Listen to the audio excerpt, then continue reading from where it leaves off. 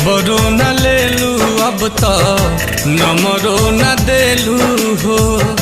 जहिया से शादी कैलू हालू न पूछेलू हो।